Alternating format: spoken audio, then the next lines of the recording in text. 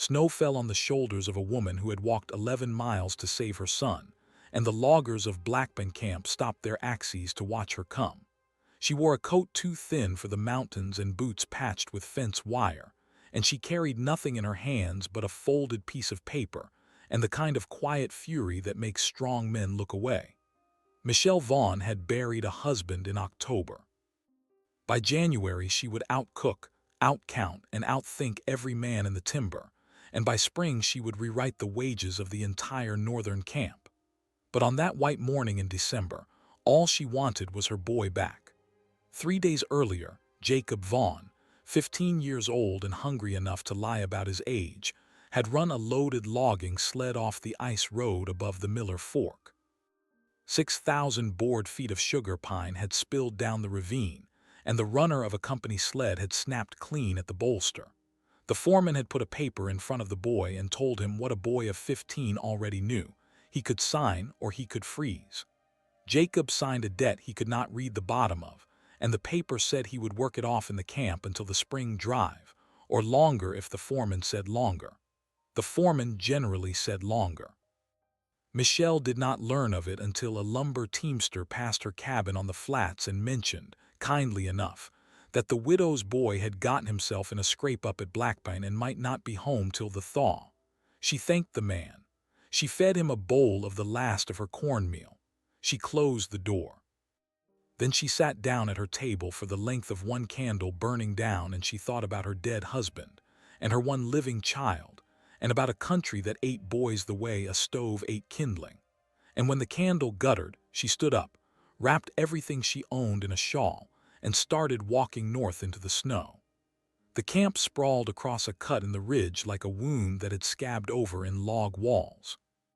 Bunkhouses, a blacksmith shed, a stable, and at the center of it all the long, low cookhouse with a stovepipe blackening the sky. 50 men worked Blackburn that winter. 50 men ate 3 times a day out of that cookhouse, and the meals, everyone said, were bad enough to make a man weep for his mother. The last cook had walked out in November after a fist fight over weevils in the flour. Since then the camp had been feeding itself, badly, in shifts. Michelle climbed the frozen path and stopped at the door of the office shack, and she did not knock. She pushed the door open with the side of her boot, and she stepped in out of the snow, and she looked at the man behind the desk the way a woman looks at a dog she has decided not to fear. Donald Prescott was the foreman of Blackburn Camp. He was a broad man with a red beard going gray at the corners and eyes the color of pond ice. He had made his reputation cheap in the timber country by keeping his crews at work through weather that killed other men's crews, and he had made his money by other means less discussed. He looked up from a ledger, took the measure of the woman in the doorway, and smiled the smile of a man who has met a great deal of trouble in his time and enjoyed most of it. "You'll be the boy's mother," he said. "I will," Michelle answered, "and I've come to buy him back." Donald Prescott leaned back in his chair and let the silence do a little work for him, the way he always did when a person came into his office wanting something. He'd learned young that silence cost him nothing and cost the other party a great deal, and by the count of 10, most people would fill it with an offer worse than the one they'd walked in prepared to make. He counted to 10. Michelle Vaughn did not fill the silence. She stood with the snow melting off her shoulders, and she looked at him with the patience of a woman who had already outlasted worse men than he was. At last he cleared his throat and drew the paper toward him across the desk. "Buy him back," he repeated, tasting the phrase. "That's a fine turn of speech, ma'am. Fine and hopeful, but the boy signed a contract. $240 in damage to company property plus board while he works it.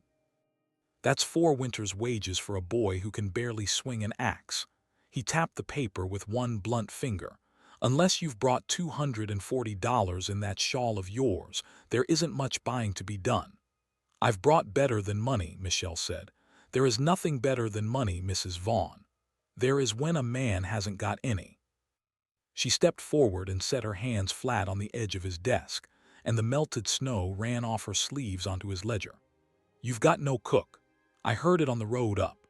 Your last one walked out over weevils, and the one before him drank himself into the stable. Your men are eating scorched beans out of a pot the smith stirs with a wagon spoke, and half of them are threatening to walk down to the Miller Fork camp where they at least get bread that rises. She paused, and her voice never lifted. I can cook for 50 men.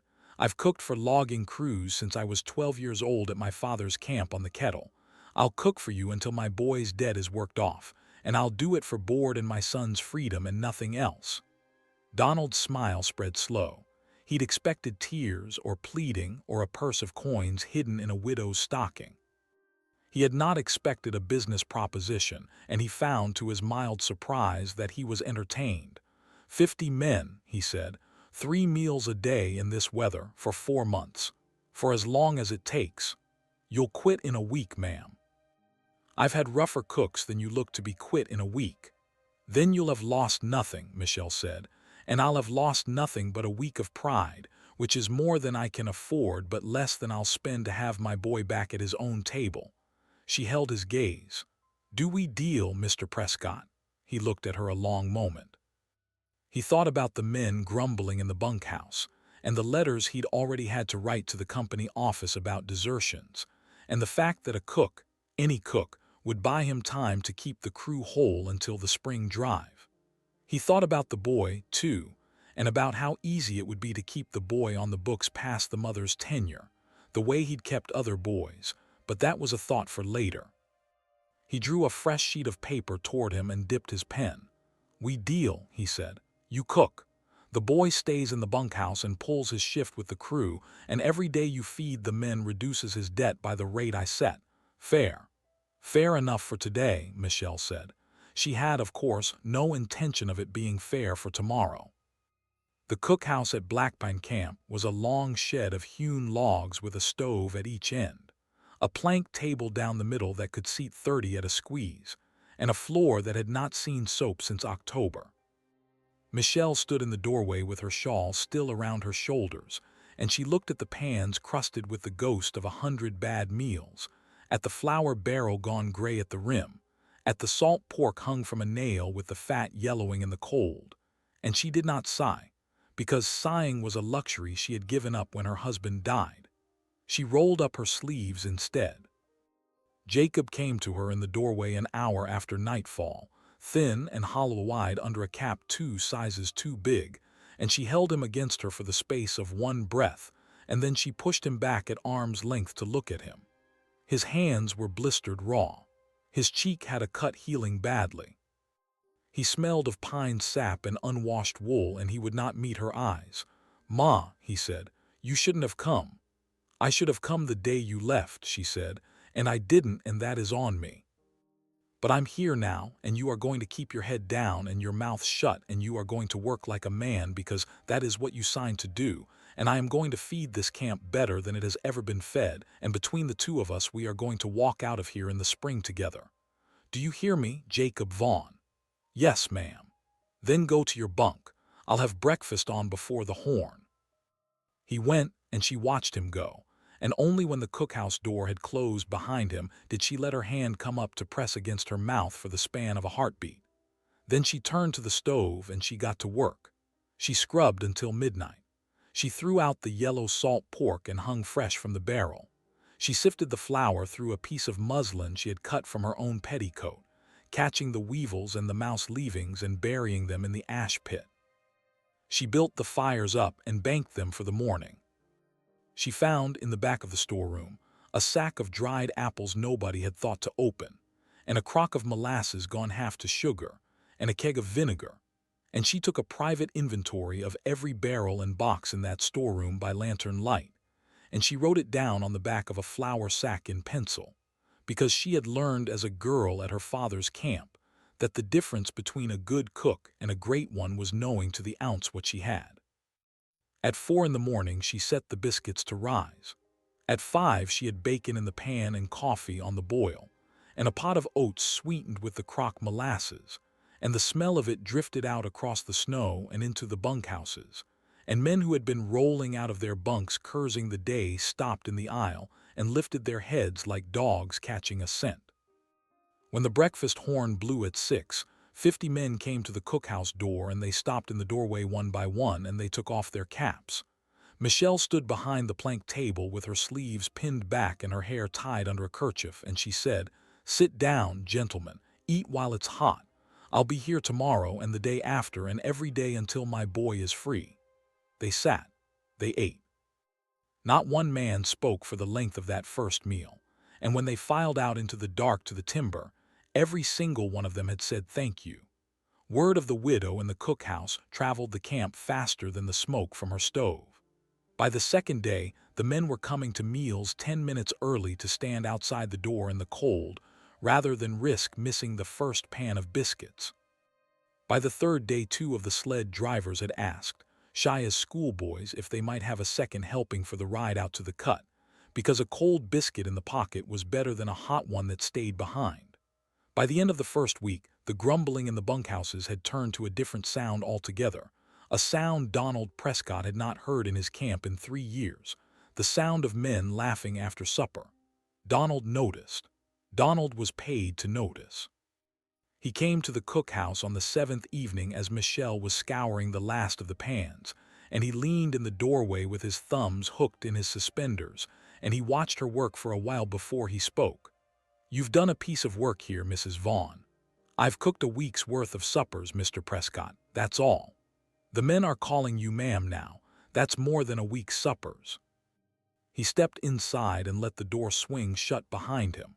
"I confess I expected you gone by Wednesday. I'm pleased to be wrong." Michelle set the pan on its hook and dried her hands on her apron and turned to face him. She had been waiting for this visit. She had known it would come, and she had rehearsed the shape of it in her head while she scrubbed. "I've kept my part of the bargain," she said. "I'd be obliged to see the ledger where my son's debt is being written down." Donald's smile did not falter, but something behind his eyes went still. "The company keeps its own books, ma'am. That's not a thing I show at the cookhouse door. It's a thing you might show to a woman who cooks your 50 men 3 meals a day for the price of one boy's freedom. When the debt is worked off, you'll know it. You have my word." "Your word," Michelle said, "and a nickel would buy me a loaf of bread in a town that had bread to sell."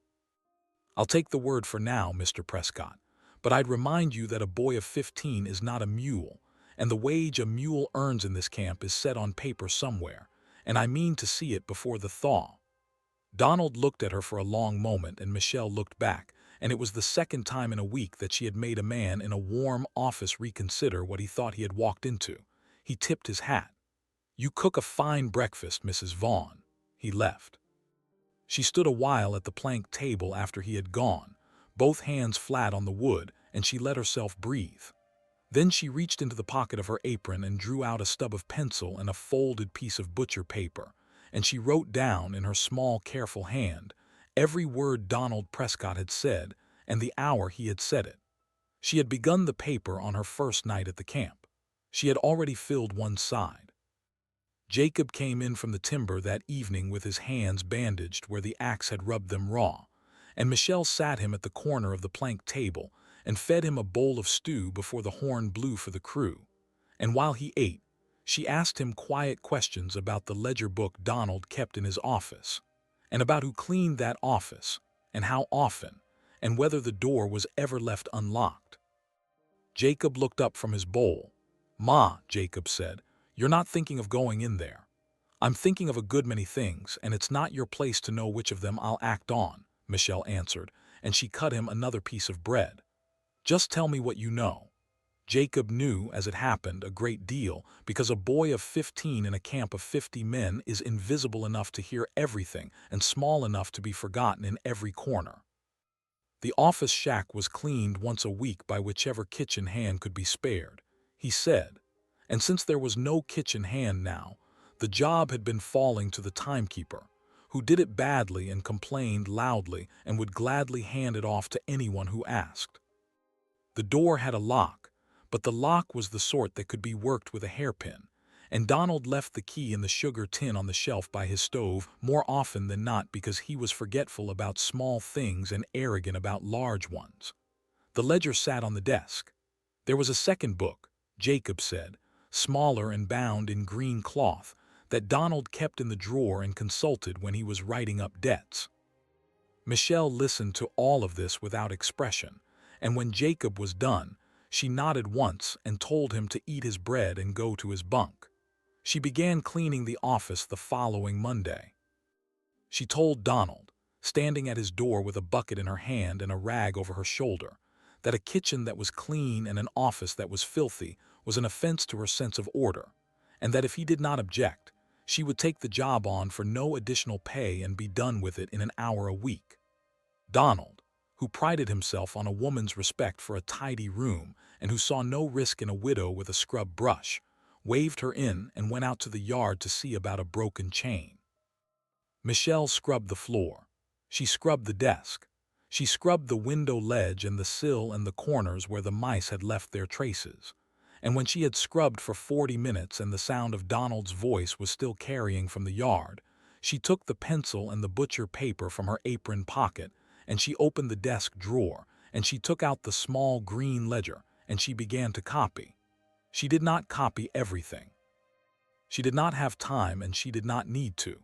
She copied the pages that had her son's name on them, and the pages with the names of the men she had already learned by heart from her cookhouse table, and she copied the columns Donald had headed damages, board, and interest, and she noted the rates he had written beside each name, which were not the same rates for each name. Some men were charged 12 cents a day for board. Some were charged 20. Some, and Jacob was one of them, were charged 25, and the damage figure beside her son's name was not $240, as Donald had said at their first meeting, but $310, and it had been altered, she could see, in a different ink over a lower figure that had been carefully but imperfectly scratched out. She put the ledger back exactly where she had found it. She folded the butcher paper into a square small enough to hide in the crown of her kerchief. She finished the floor. When Donald came back in from the yard, she was on her knees polishing the brass on the stove door, and she looked up at him and smiled the smile of a tired widow grateful for honest work, and he smiled back the smile of a man who had judged her correctly, or so he thought. The storm came on the 18th of January, and it did not lift for 3 weeks. It came out of the northwest in a wall of white that swallowed the ridge in an hour, and by the second morning the trail down to the Miller Fork was buried past a man's waist, and by the fourth the supply road was a memory.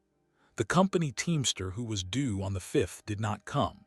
He did not come on the 6th or the 7th either.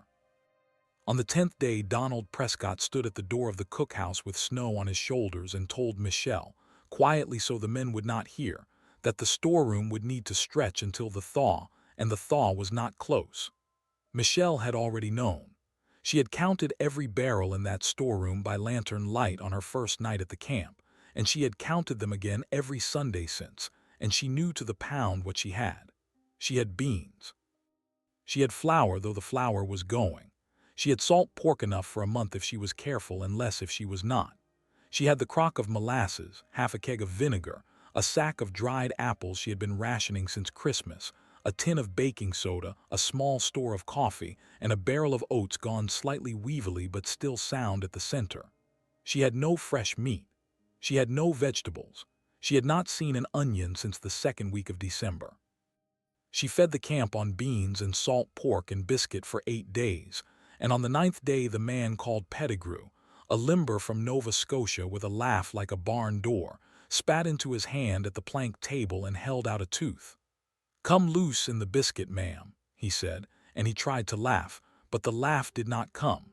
Michelle looked at the tooth.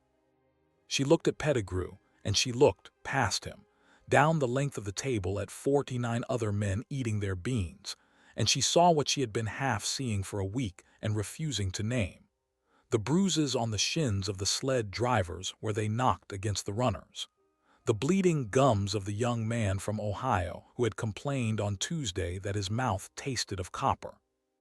The old cutter called French Louis, who had been slow getting up from the bench for 3 days running, and had said it was his knees, but whose knees, she now recalled, had been swollen at the ankle above his boot.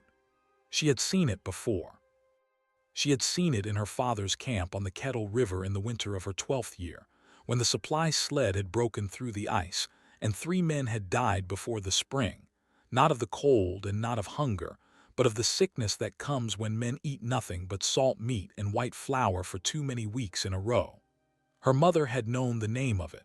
Her mother had known the cure. Michelle took the tooth from Pettigrew's palm and closed his fingers around it gently. "Keep that," she said. "You'll want to show it to your grandchildren." Then she turned to the room and she raised her voice, and every man at the table looked up. "Gentlemen," she said, "I need 6 volunteers with axes and snowshoes to go up the ridge with me in the morning. We are going to cut spruce boughs, green ones from the young trees, as many as we can carry. And beginning tomorrow night, every man in this camp is going to drink a cup of what I brew from them before he goes to his bunk, and he is going to drink it every night until the thaw, and he is not going to argue with me about it." Pettigrew wiped his mouth. "Ma'am, what's in a spruce needle?" "Your teeth," Michelle said. "Now finish your beans." They went up the ridge in the gray of the following morning, 6 loggers and 1 widow, and they came back at noon with bundles of green spruce roped to their backs like children carrying kindling. Michelle set the largest kettle on the back of the stove, and she filled it with snow melt, and she stripped the needles from the boughs by the handful and dropped them in. And by supper time the cookhouse smelled of the forest in a way it had not smelled since the trees themselves had been standing. She poured the tea into tin cups, and she carried the tray down the length of the plank table, and she set a cup in front of every man, and she did not ask them to drink it. She told them. Pettigrew, who had already had his tooth in his hand once that week, drank his without a word. The young man from Ohio drank his and made a face and drank the rest. French Louis sniffed his and said in his slow way that his grandmother in Quebec had done the same thing when he was a boy, and he had forgotten it entirely until this moment, and he drank his down and asked for another. By the 3rd night no one had to be told. The men lined up for their cups the way they lined up for their coffee, and Michelle brewed a fresh kettle every morning and a fresh one every evening, and the sharp green smell of the spruce became the smell of the camp itself. She stretched the flour with the oats, ground fine on a hand mill she had begged from the blacksmith, and the biscuits came out heavier, but they came out. She stretched the beans with the vinegar and the last of the molasses into a sweet sour pot the men took to calling widow's stew, and there was never a bowl of it left at the end of a meal. She rendered every scrap of salt pork fat into a jar and used it twice, and she saved the rinds for a broth that went into everything. She sent Pettigrew and 2 others out with snares she had shown them how to set, remembering her father's methods from 30 years back, and the snares brought in 3 snowshoe hares on the first week and 5 on the second, and every hare went into the pot with the beans and the fat and the vinegar, and every man got a taste of meat that was not salt pork for the first time in a month. Nobody lost another tooth after Pettigrew's. Nobody's gums bled after the 2nd week of the tea. French Louis got up from the bench without holding the edge of it, and the young man from Ohio stopped complaining of the copper taste, and the sled drivers stopped bruising when they knocked against the runners. The men did not know why, most of them, and they did not particularly ask. They knew that the widow in the cookhouse was feeding them, and they knew they were still standing, and in the winter of a logging camp that was enough of a miracle to accept without inquiry. Donald Prescott ate his meals in his office. He had done so from the first week, sending the timekeeper down for a tray, and he did so still. Michelle sent his tray up with a full cup of the spruce tea every night, and every night the cup came back empty, and whether Donald drank it or poured it into his stove she did not know and did not particularly care. What she cared about was that the boy in the bunkhouse was standing straight, and the men at her table were laughing again, and the small green ledger in Donald's drawer was still, so far as she could tell, unaware that a copy of its pages was folded flat inside the crown of her kerchief. The storm broke on the 11th of February. The sun came up on the 12th over a world of white that hurt to look at, and by afternoon the sound of a bell was carrying up the valley from the direction of the Miller Fork. The company teamster had gotten through. He came up the trail with 2 sleds behind him and a face frozen into a permanent squint, and when he stopped at the storeroom, he stepped down and looked around the yard and said the words that everyone had been waiting 3 weeks to hear. "How many did you lose?" Donald Prescott, standing on the office steps, said, "None." The Teamster stared at him. "None, none, not a man." The Teamster took his cap off and scratched his head with the back of the same hand. "Prescott, I come up from the Kettle camp yesterday. They buried 4. Cedar Creek buried 2. Miller Fork lost a man to a leg that went black on him. You telling me Blackpine come through the whole storm with 50 men?" "50 men," Donald said, "and the widow that feeds them." The Teamster looked past him at the cookhouse, where the smoke was rising thin and steady from the chimney, and he put his cap back on slow. "I want to shake her hand before I go." He did shake her hand, standing in the cookhouse doorway with his hat in his other one, and Michelle wiped the flour from her palm on her apron before she took his, and she did not smile because she was not in the habit of smiling for company. But when he had gone back down the trail with an empty sled and a story that would run the length of the northern camps by the end of the week, she stood in the doorway a long moment and watched the smoke of his pipe recede between the trees, and she felt something she had not felt since the day she had walked in from the flats. She felt that the winter was over, not the weather, the other winter, the one that had begun when her husband had died and had not ended when she buried him. She turned back into the cookhouse and she began to make her plan. She spoke to Pettigrew first.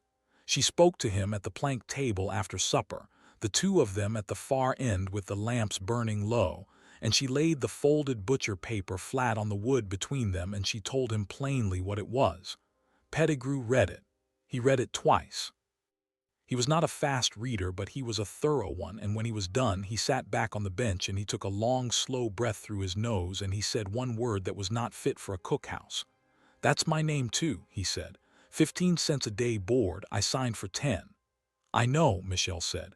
"You're on the 3rd page. I copied everyone I had time for. Everyone. Everyone with a debt on the books, 31 men. Pettigrew looked at her the way a man looks at a river he has just realized is fordable. "Mrs. Vaughn," he said, "what do you mean to do with this?" "I mean to give it to you," Michelle said. "I mean to give it to the men whose names are on it, and I mean for you to decide together what a camp of 31 loggers does with the truth about the man who has been robbing them.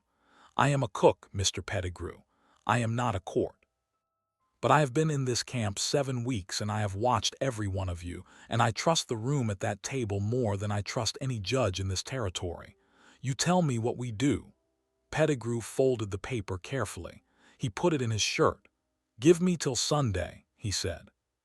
Sunday came clear and cold, and the men gathered in the cookhouse after the supper dishes had been cleared, all 50 of them, on the benches and against the walls and standing in the doorway with the door open a crack to let the smoke of their pipes drift out. Michelle stood at the head of the plank table with her hands folded in front of her apron, and Pettigrew stood at her right shoulder, and Jacob stood at her left because she had asked him to, and because a boy of 15 who had signed a paper he could not read had a right to be in the room when the paper was answered. Pettigrew did the talking. He read the butcher paper aloud, name by name, rate by rate, and the room went stiller as he read. He read Jacob's name and the altered figure and the scratched-out lower one beneath it. He read his own. He read French Louis, which had been marked at a board rate 3 cents higher than the day Louis had signed on, and Louis, sitting on the second bench, made a small sound in his throat that was not quite a word. He read the names of the 2 young men from Ohio, brothers, whose debts had been quietly doubled between the day they arrived and the day they were told what they owed. When he was done reading, he folded the paper and he set it on the table and he looked at the room. "Boys," he said, "the widow copied this out of Prescott's own drawer. She didn't do it to make trouble. She did it because her boy's name was on it and she went looking. What she found belongs to all of us. So I'm asking, what do we do?" The room was quiet for the space of a slow breath. Then French Louis stood up from the bench, and Louis did not stand up for much, and every eye in the room went to him. "We walk him out," Louis said. The vote, if it could be called a vote, took less than a minute. There was no shouting. There was no vote counted on fingers. There was only the low, steady sound of 50 men saying yes in their own way, one after another, until the last man had said it. And then Pettigrew nodded once and picked up the paper and put it back in his shirt, and the men rose from the benches together.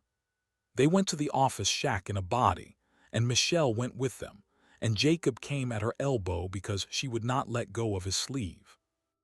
Donald Prescott was at his desk with the green ledger open and a cup of coffee at his hand, and he looked up when the door filled with men, and he understood in the first second what the second second would bring.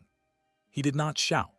He did not reach for the drawer where the pistol was, and Michelle had already, quietly, on Wednesday, taken the cartridges out of it and dropped them down the outhouse hole. He stood up slowly and he looked from Pettigrew's face to Louis's to the widow's, and last of all he looked at the boy, and something in him went gray around the edges. "Mrs. Vaughn," he said. "Mr. Prescott," Michelle answered. They walked him to the edge of the camp. They gave him his coat and his hat and 1 week's wages out of the strongbox by the accounting he had kept himself.